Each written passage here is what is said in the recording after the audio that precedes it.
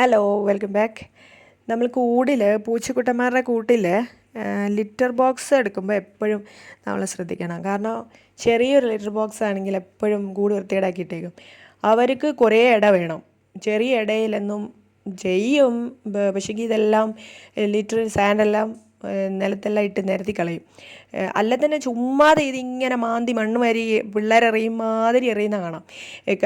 മാന്തി ഇങ്ങനെ എന്തു പറയുന്നത്, എലിയൊക്കെ മാന്തി കുഴിക്കുന്ന പോലെ കുഴിച്ച് ഇങ്ങനെ കാണിക്കുന്നതാണ്. അപ്പോൾ അവർ കിടക്കുന്ന ഏരിയ മൊത്തം വൃത്തികേടാക്കിയിടും.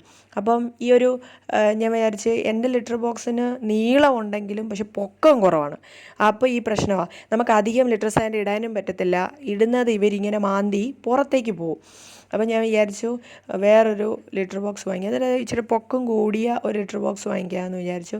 ഏകദേശം ഒരു സൈസ്, പക്ഷേ ഈ സൈസും അത്ര കറക്റ്റായിട്ട് എനിക്ക് വന്നു കഴിഞ്ഞപ്പോഴാണ് നമുക്ക് അത്രയ്ക്കും അതിൻ്റെ മെഷർമെൻറ്റ് അത്ര ശരിയാണെന്ന് എനിക്ക് തോന്നുന്നില്ല. ഇച്ചിരി കൂടെ നീളം ഉണ്ടായിരുന്നെങ്കിൽ കൊള്ളായിരുന്നു. പക്ഷേ സംഭവമൊക്കെ കൊള്ളാം, നല്ല പൊക്കമൊക്കെ ഉണ്ട്, ഇവർക്ക് ഒതുങ്ങിയിരിക്കാനും അങ്ങനെയൊക്കെ കൊള്ളാം. പക്ഷേ ഇച്ചിരി കൂടെ നല്ല ഒരു വലുപ്പത്തിലുള്ള ലിറ്റർ ബോക്സാണ് നല്ലത്. അപ്പോൾ ലിറ്റർ ബോക്സ് വാങ്ങിക്കുമ്പോൾ എപ്പോഴും നീളവും വേണം, അതുപോലെ തന്നെ കുറച്ച് ഹൈറ്റും വേണം.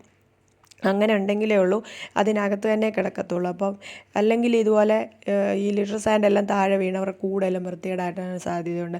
അതുപോലെ ഇവർ അപ്പി ഇടുമ്പോഴും ചിലപ്പോൾ താഴെ പോവും. അവരറ്റത്തൊക്കെ പോയിരുന്നിട്ടായിരിക്കും മിക്കവാറും ഇതാക്കുന്നത്.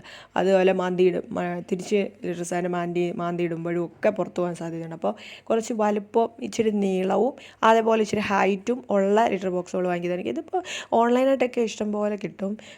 ഞാൻ പെറ്റ് ഷോപ്പിൽ അങ്ങനെ അധികം വെറൈറ്റി ആയിട്ട് അങ്ങനെ കിട്ടാറില്ല. പല വലുപ്പത്തിലുള്ള ലിറ്റർ ബോക്സുകൾ കിട്ടും.